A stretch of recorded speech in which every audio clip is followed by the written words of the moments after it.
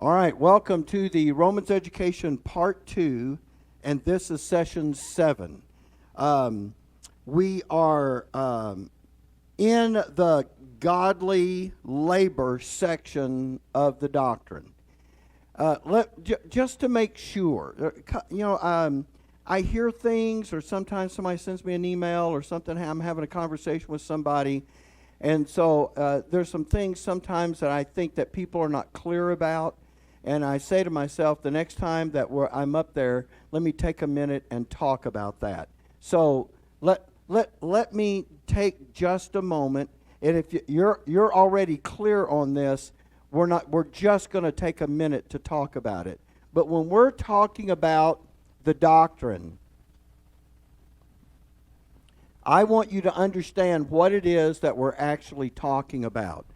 The doctrine itself is that, remember, there's in the book of Romans, let's just say it this way, in the book of Romans, there is a doctrine that is instructional about your justification, and it is teaching you all of the things about your new identity in Christ with regard to your justification. You also have doctrine sitting in the book of Romans, which is just a set of instructions about your new identity and connection with your sanctification.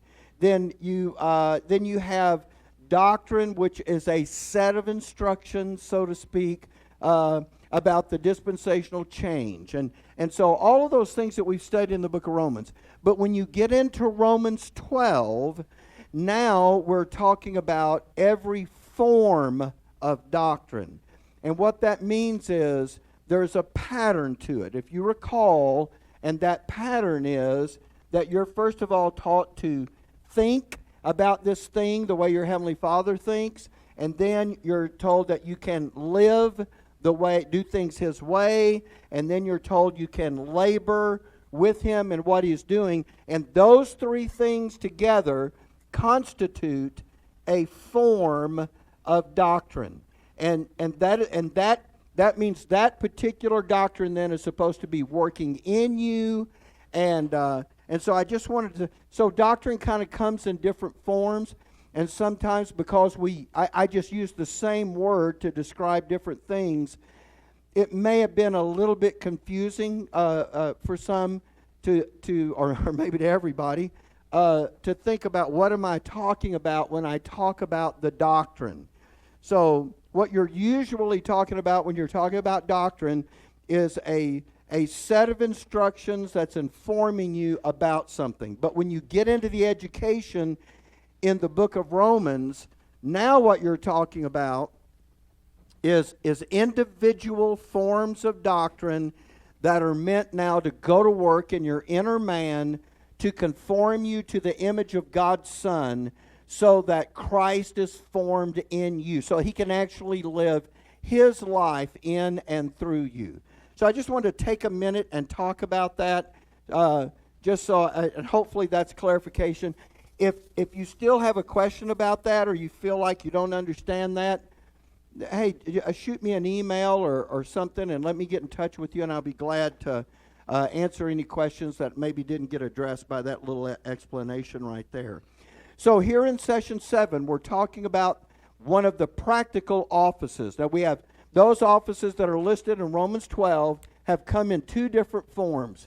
The first one is Edification Offices, and we looked at those formal offices of bishop and deacon, and we've been through all of that.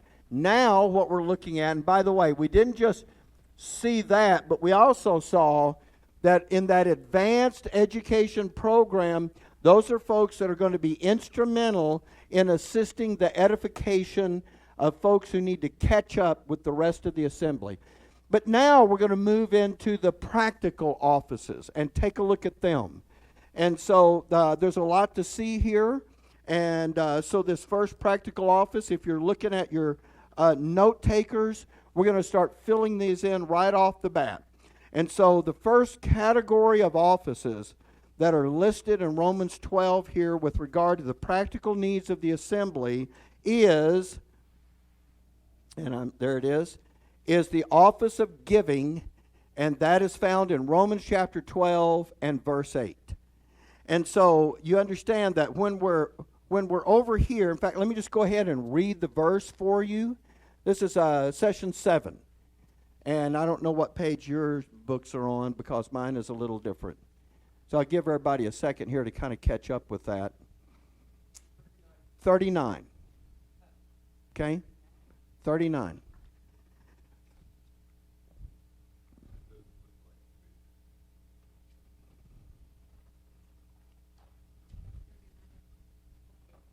Okay, 39. So that first practical office is the office of giving. We find that in Romans chapter 12 and verse 8. We're going to return to this, but not again today because we're going to get to the other offices, and we'll come back and we'll fill them all in as we get to them. But this will at least get us started with that. And now, let me show you this in the Scripture, Romans chapter 12 and verse 8, and it says it like this.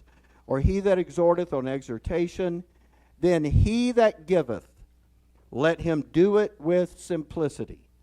Now, notice that he didn't just say giving is the next office or category of offices. He didn't say it that way, but he gave us some additional instruction.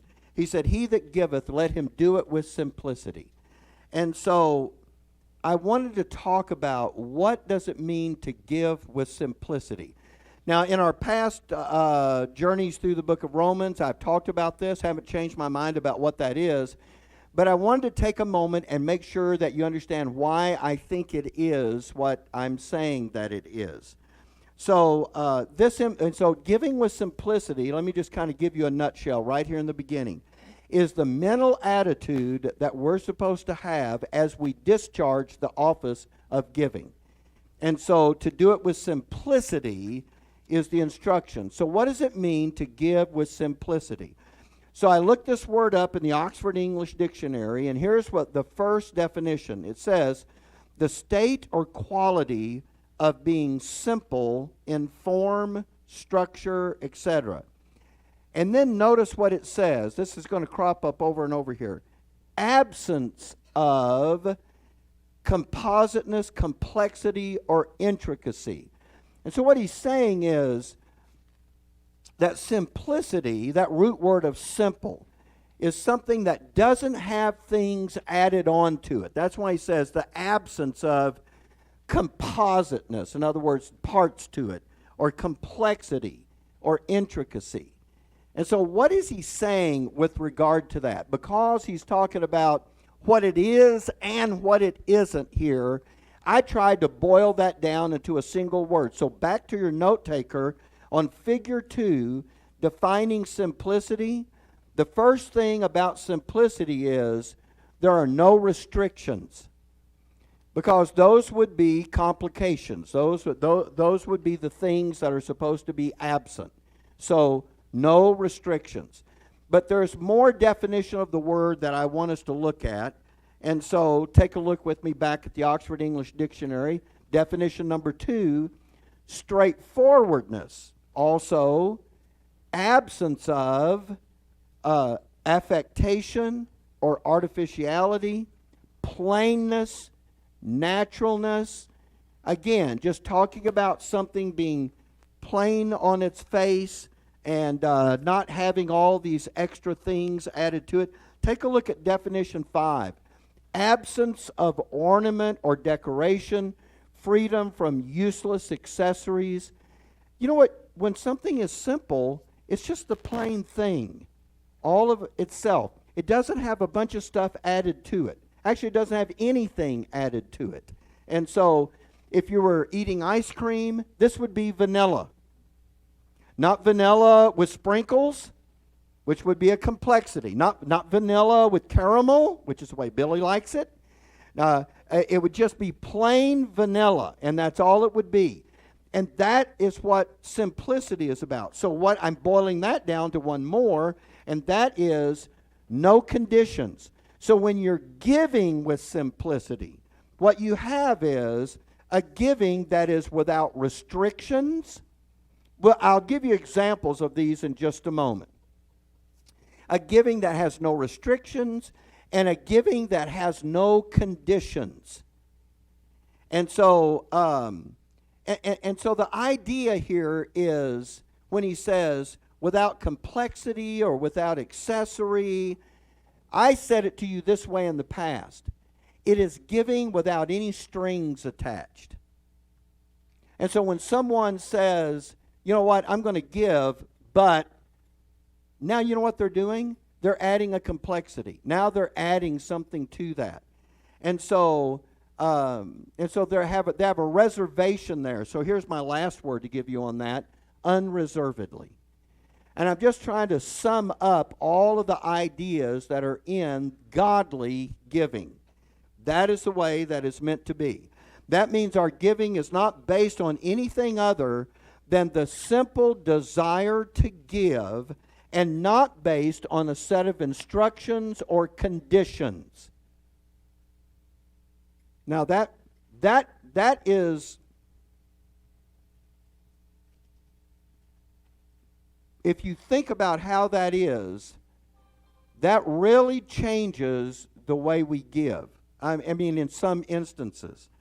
And so, if our giving is indeed the result of godly, selfless love, and it doesn't have any strings attached to it, think about what that means. I'm going to give you an example of this because God Himself gives just that way. So I want to show you an example of His giving that doesn't have any strings attached, that is with simplicity. And so to do this, I'm going to take you to a couple of verses, but let me just set it up by saying this. When God offers salvation, it is offered to everyone with no conditions. When Christ died on the cross, He made a provision for any and everyone to accept that offer of salvation. No restrictions and no conditions. And so when someone says the word, when they put a condition on that, then for instance, I was debating about how much to talk about this. There is an issue that has been floated around for a long time, and it is just known popularly as Lordship Salvation. And that is the idea. And look, if you're listening on Zoom, and this is something that you've been taught in the past, and you believe this, then just listen to what I have to say here. This is the idea that you cannot be saved until you make Jesus the Lord of your life. That is an inaccurate portrayal of the gospel. And I'm going to tell you why, and I'm not going to take a long time to do it. First of all, faith in the finished work of Christ. That's what saving faith is. It's not about you making Him Lord or anything else, because faith in the finished work of Christ is an issue of your justification. That's your eternal life. But folks, when you're talking about making Jesus the Lord of your life and living in a way that's pleasing to Him, you're no longer talking about your eternal life or your salvation. Now, so let's just talk about, now we're going to make Jesus Lord. Now you are talking about living for how you live for God on a daily basis, and that's the subject of your sanctification. Those are two different things. One of them is about getting eternal life. The other one is about your functional life. One of those is about saving you in eternity. The other one is about living for God every day. Those are two separate issues, and the book of Romans separates them and talks about them differently because those are two different processes. You cannot look at your Bible and come up with a doctrine that says if you don't live out of the sanctification that was given to you as a free gift of grace when you trusted Jesus as your Savior, if you don't live out of that, if you're not willing to live out of that on a daily basis, you can't be justified unto eternal life. you have now put the cart in front of the horse. The truth is, you can't do this until you get this. Everybody with me? It's not, in order to get this, you must do this. Folks, you can't live out of your sanctification until you have been justified unto eternal life. Nobody, by the way, there's a real misunderstanding. I don't want to get off in the weeds on this, but the way people look at that is they're actually looking at sanctification as something that you're producing. You're going to make Jesus Lord of your life, and then you can be saved. I'm sorry, you can't do anything to qualify yourself for salvation. You qualified by being a sinner. That was it. And so, sanctification, by the way, these are the same folks that would say you got to make Jesus Lord and then you can really be saved. Those are the same folks that think sanctification is what your flesh does in trying to serve God. They can't separate that out. Because if they understood that that was something that God did for you, and now you're learning to live out of what He gave you when you got saved, they would understand you can't do this before you get this. So I just wanted to take a minute and talk about, look, there's not a condition. Lordship Salvation puts a condition on coming to Christ. A condition that is impossible to accomplish. Biblically, impossible. You cannot make Jesus your Lord before He is your Savior.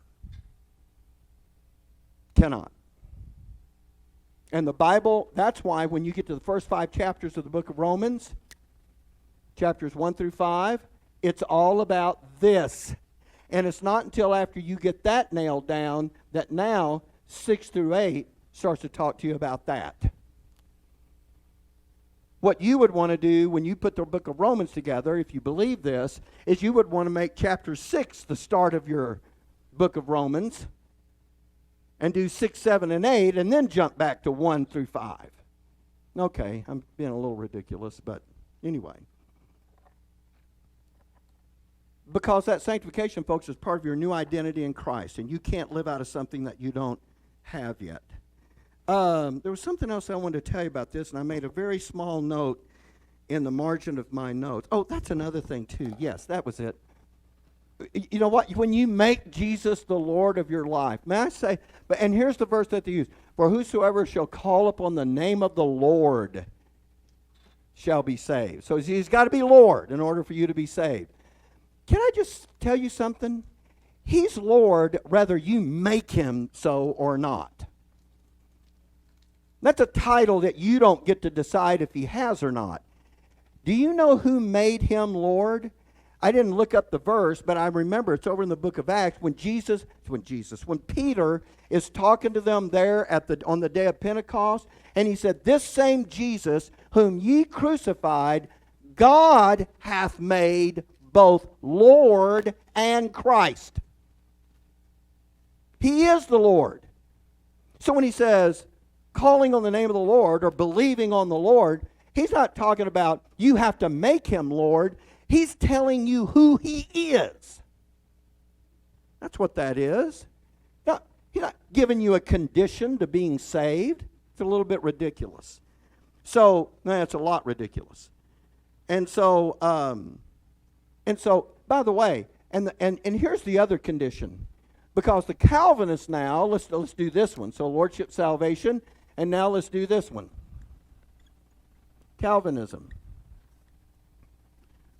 Calvinism says that Jesus only died for those that God knew were going to trust Him. And by the way, real Calvinism says, and it's not because He only knew who would trust Him, it's because He knew who He was picking to be saved.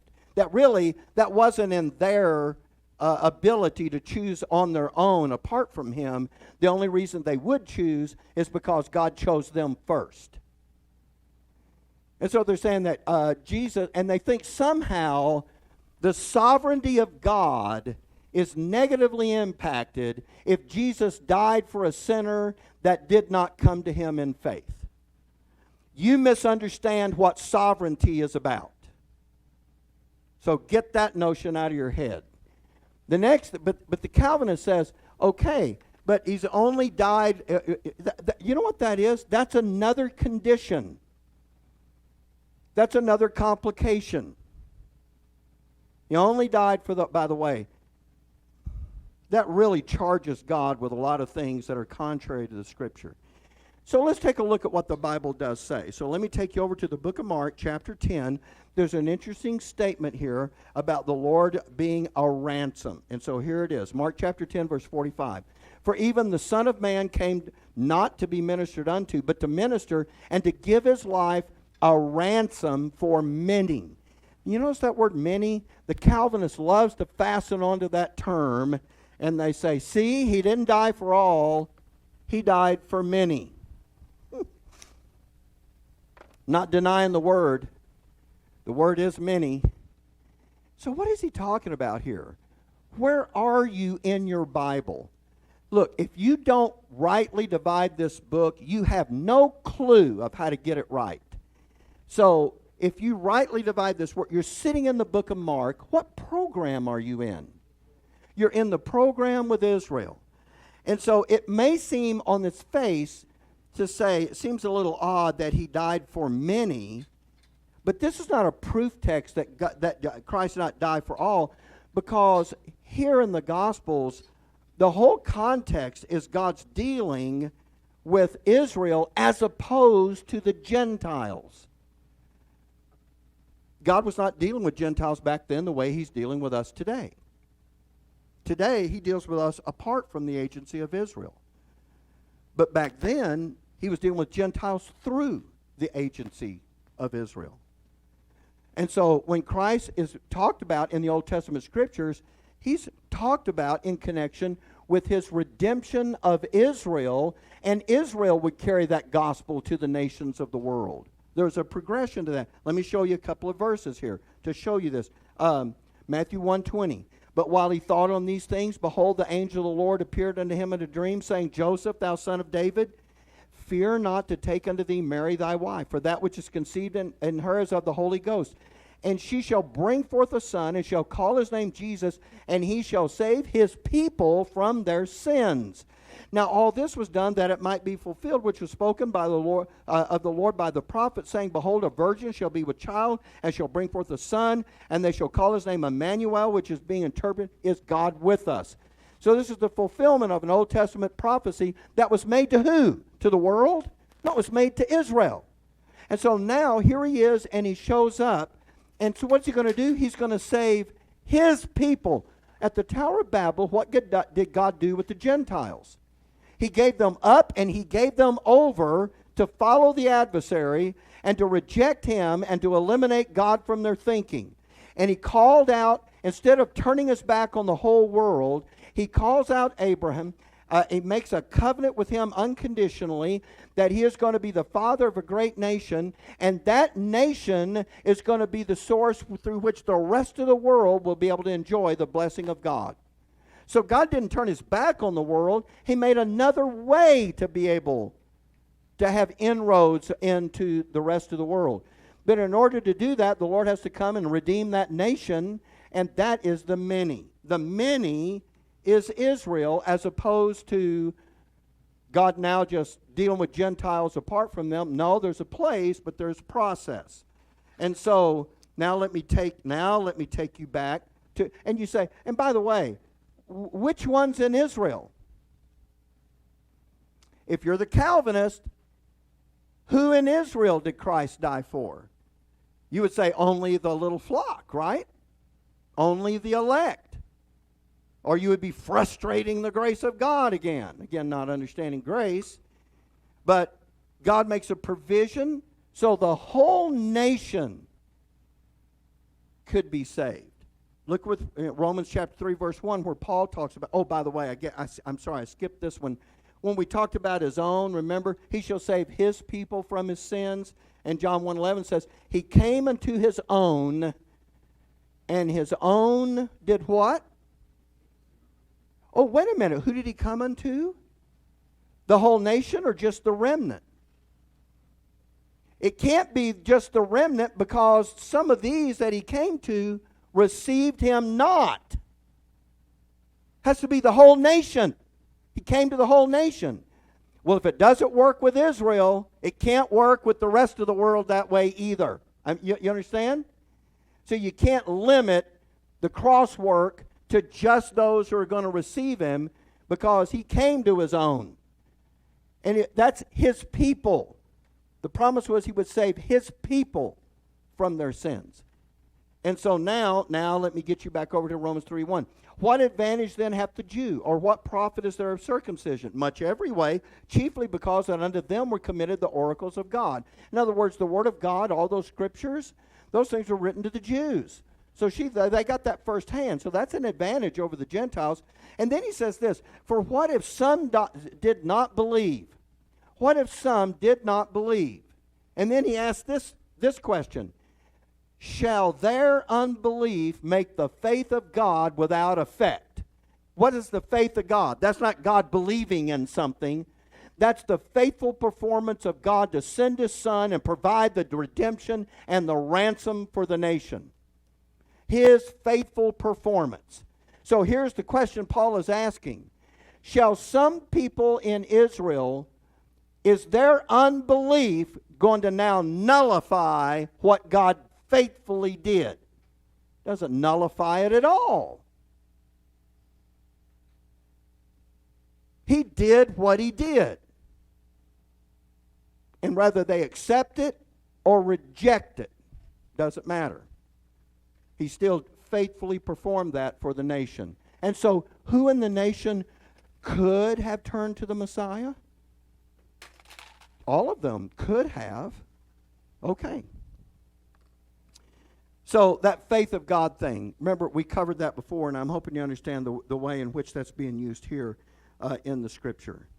So, the idea that the Calvinist, a Calvinist that says he only died for the few, by the way, that's when it says the many back there, provide a ransom for many, that was a dispensational issue of God providing a ransom for Israel, and through Israel, salvation would come to the rest of the world. But now when you get to Paul and you find out that God has interrupted this program with Israel, and now who is God dealing with in the dispensation of grace? Jews or Gentiles? It's tricky. Both. Dealing with both. Is he dealing with bond or free? Both. You're going to sense a pattern here. Is he dealing with male or female? Don't get that one wrong. It's Mother's Day, for goodness sakes. Don't get that one wrong. So, look, and so God is dealing with the whole world now on equal footing, yes, in this dispensation of grace. And because of that, here's what Paul can now say. Take a look at this. For there is one God and one mediator between God and men, the man Christ Jesus, who gave himself a ransom for, but he doesn't say many this time, because this isn't stuck in Israel's program, a ransom for how many? Boom! A ransom for all. And I know there's a Calvinist that will be listening to this out there, and I love you just the same. One day, you're going to say, I was right. But in the meantime, know this. Well, when it says he was a ransom for all, it just means all of the saved. You can't have it both ways. You can't read many and say that that's a limit, and then read the word all and say that that's a limit. Now you have no word that will be inclusive. You cannot have that both ways. You cannot define many and all as the same. Those words are different. And if you want to figure that out, go look them up.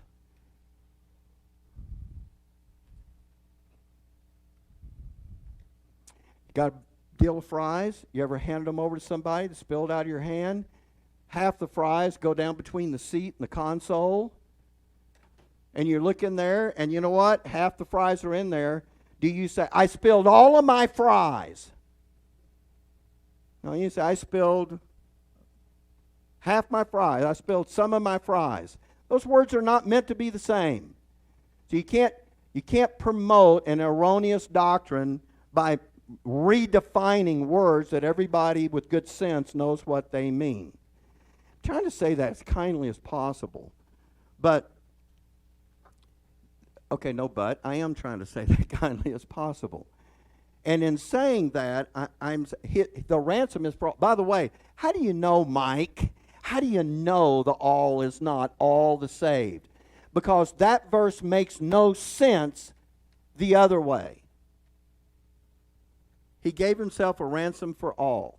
And he said the all is all of the saved, all of the elect, all of the chosen. Then you don't even need to say that, because how many people are being elected without being ransomed? None. There is no alternative. That doesn't even make sense to say that. You don't need to say that. If you're saying he gave himself a ransom for all those he gave himself a ransom for. That's what you're saying when you define the all that way. Do you understand how ridiculous you have now made the verse? You're looking at me like, I don't get it. Anna's the only one that gets it. What is wrong with y'all? He gave himself a ransom for all the saved. If you're a Calvinist and you think the only way for you to be saved is to be chosen, and that's the only ones that got ransomed, this becomes nonsensical at this point, because there is no alternative. There is no other way it could happen. So what is the all here for? What is he telling us here? He's not looking at us like we're stupid. He's looking at us here to say the all means everyone. And in this case, that's exactly what is going on with that.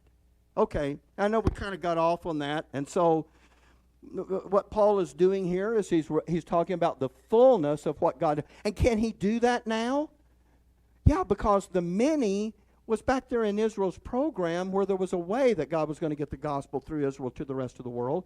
But now in the dispensation of grace, we find out that when Christ died on the cross, he didn't just die for many, he died for all. Which is why, I know it's back in Israel's program, but do you ever notice this back there? For God so loved the world that he gave his only begotten Son. There's still a process. He's still going to redeem Israel, and when they become that nation that they're supposed to be in the Abrahamic covenant, they will become now a blessing to the rest of the world. God's not going to violate that order. But that's how he loved the world. The world. And by the way, you don't think that anybody in the world is going to get redeemed out there unless the blood of Christ covered them? Of course it did. Covered everybody. Okay, so let's talk about now the complete formula for godly giving. I am now going to get what I got left here. Whew. Well, I've enjoyed it. Okay, so here it is. I'm going to give you a sentence. You're going to fill it out in your note taker, and this is going to be the formula for godly giving. So here it is. The first thing we need to know is we selflessly give. Now, I've given you stuff in parenthesis, but we won't cover all that till next week. But there's a lot of different ways to give, of course. You can give money, you can give time, you can give your talent. And we'll talk about the details of that and how that really becomes godly giving and how to actually function out of an office in those different ways to be able to do that.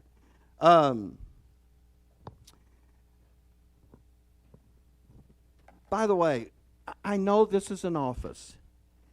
And when you have an office, you feel like, okay, you know what? I'm picking an office, and this is the one I'm going to function out of. And you almost kind of, by saying it that way, get to thinking, and I'm not really going to do another one. but I think everybody understands you can. But look, because of the nature of giving, I'm not looking at this so much about it being if we give, because, like I said, it's not all about money. Some of it is about our time, and some of it is about our abilities. It's not so much about if we give as much as it is about when we give. Let us do it with simplicity. In other words, all of our giving ought to be godly. And the natural tendency, I believe, the natural tendency of a saint who is growing in grace is to give. I believe that's the natural heart tendency. And when you read the verses, I don't want you to have the idea that, okay, only some of us are supposed to give and the others of us, we get to go do something else. I think as you look at what we're supposed to be doing as saints in an assembly and as members of the body of Christ, we're all going to be giving in one way or another at various times. And so I just want you to kind of have that in your mind. And so come back to the verse here.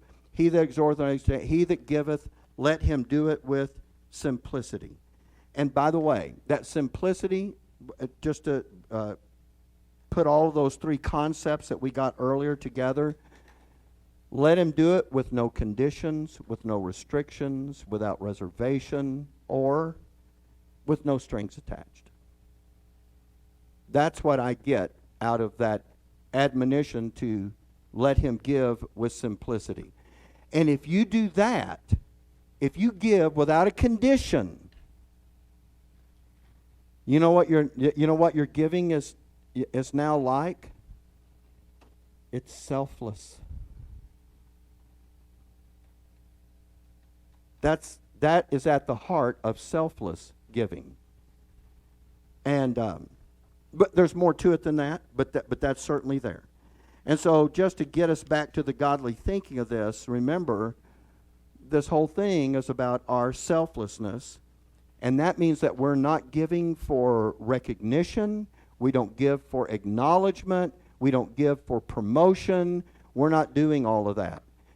Okay, look, I don't want to. I do want to jump ahead, but I'm trying not to jump ahead.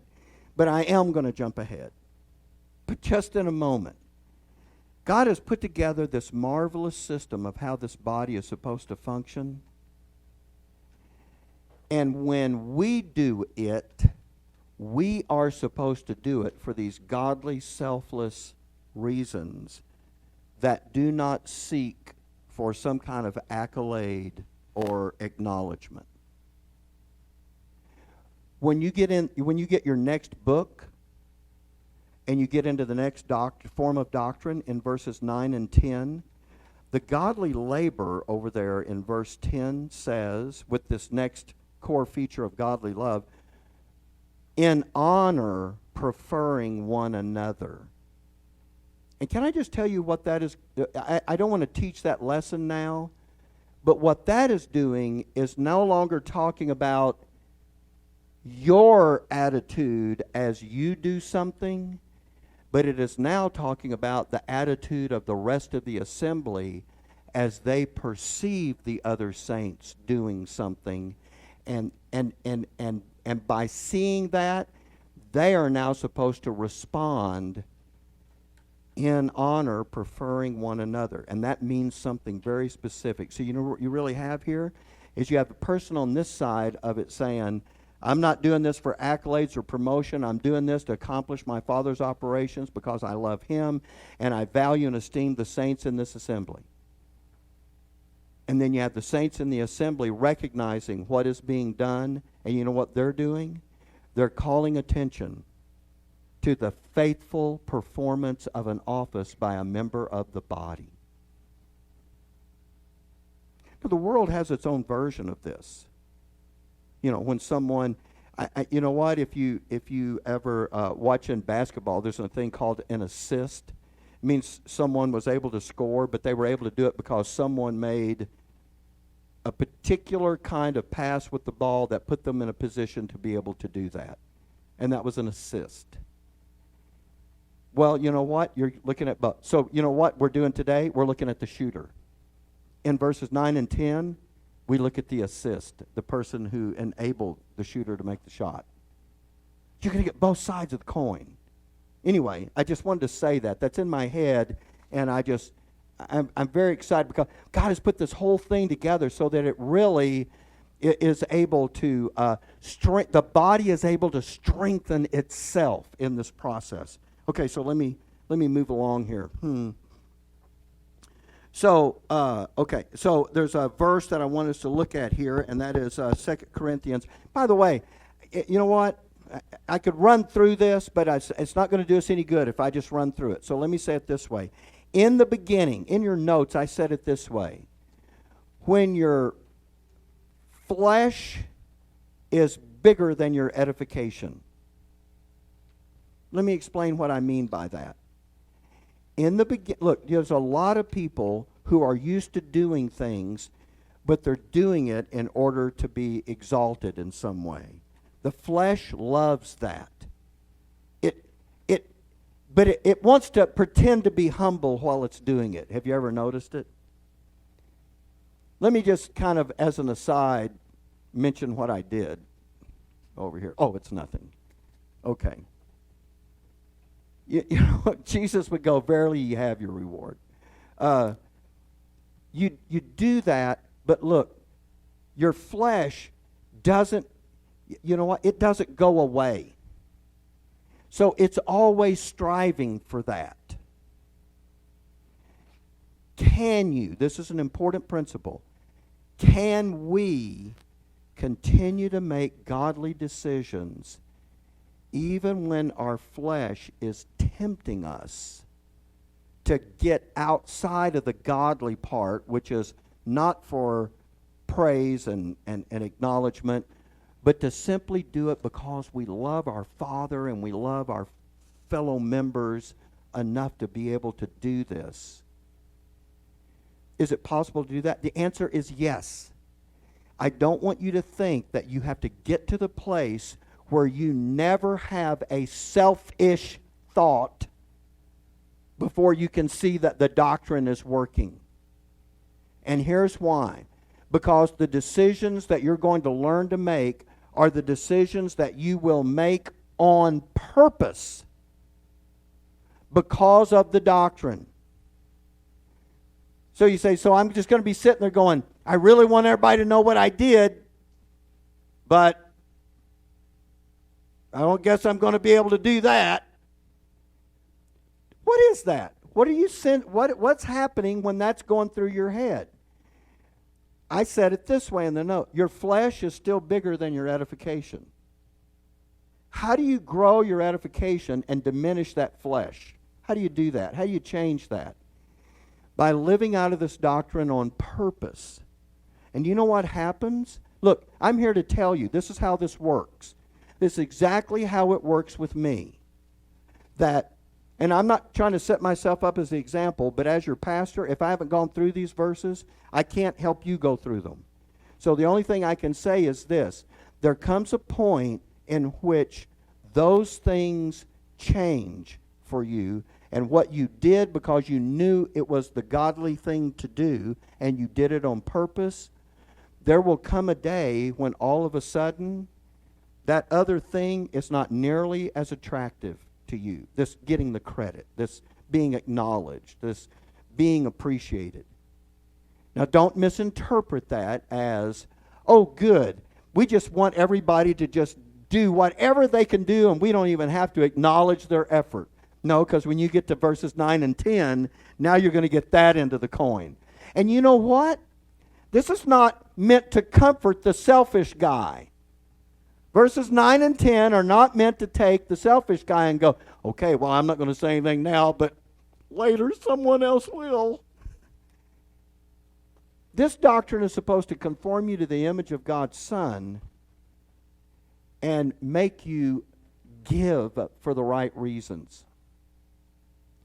That same doctrine is supposed to cause others to want to demonstrate their appreciation of your function in the office of giving.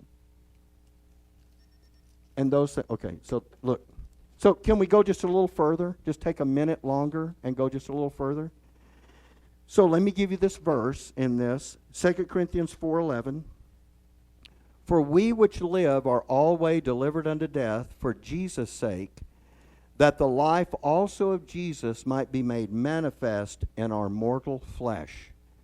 I'm just saying it this way. The reason I've got that verse there is because we can demonstrate godliness even in this fleshly body, which especially in the beginning of the education really tries to assert itself. Don't be discouraged when you feel these tempting thoughts to not do it with simplicity. Just do it, and do it with simplicity. And the next thing you do, do it with simplicity. And the next one you do it with simplicity. And I don't think it works exactly like this, but it's kind of tantamount to the flesh going, this guy is never going to give me credit. I give up. What's really happening is the character of your son is being built in you so that you don't have to have that. That's not a motivation for you anymore.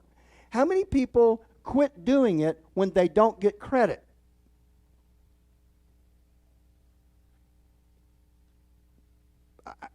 I'm not saying giving someone credit is a bad thing.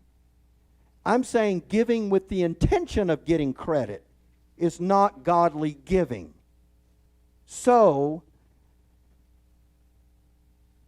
what are we doing? We're making manifest the life of Jesus in this mortal flesh. And it's a process, not a light switch. So don't get to thinking that just because you are tempted to do it for the wrong reason is indication that the doctrine is not working. You have to continue to do that, especially in the beginning of the education. We make sonship decisions on purpose. I hope you get that. We make sonship decisions on purpose, and later they become the reflex, but not in the beginning. And so selfless giving looks at what it can do for others without what's in it for me. And I hear people say that all the time. What's in it for me? Let me give you this last thing to fill in, and then we'll stop for today. And we didn't get all the way through these notes, but anyway, that's just where we are. So the formula for godly giving is, and I'm going to read the sentence, we selflessly give our money, time, or talent with simplicity, which means we give unconditionally, okay, and with godly charity. You remember what godly charity is. Oh, wait. We didn't talk about that. I just put it up there with simplicity. That was the next thing to fill in, right? You didn't already have that up there. Sorry, I jumped ahead. Simplicity. And just to say it that way, look, without strings attached, doing it for the godly reasons. And what are one of those reasons? To accomplish our Father's operations in this local church by everything that we do. Everything that we give, no matter what form it takes, is to do it with simplicity. This is important for us to learn. This is why I don't want us to rush through the lesson. I want us to be able to get it. Okay, so we'll stop here and we'll take a break, and then in a few minutes we'll come back and I'll entertain questions. But if you're thinking, boy, there's some things that you haven't addressed about this, oh, of course. We're only about halfway through these notes, and we also have more to talk about next week with regard to this office of giving, because I want us to do a full spread of this office so that everybody understands their part. Because, okay, listen, of all of the practical offices, the office of giving is going to wind up being one in which every single one of us are going to participate in one way or another over and over. And as we continue to grow in grace, we will only increase in that office. It's a big one. It's the one that's going to cover us the most. So I want to make sure that we have a real good understanding of what that office entails so that we can function out of it to the good of the rest of the assembly, to the accomplishment of our Father's purposes. Okay, that is the end of lesson 7.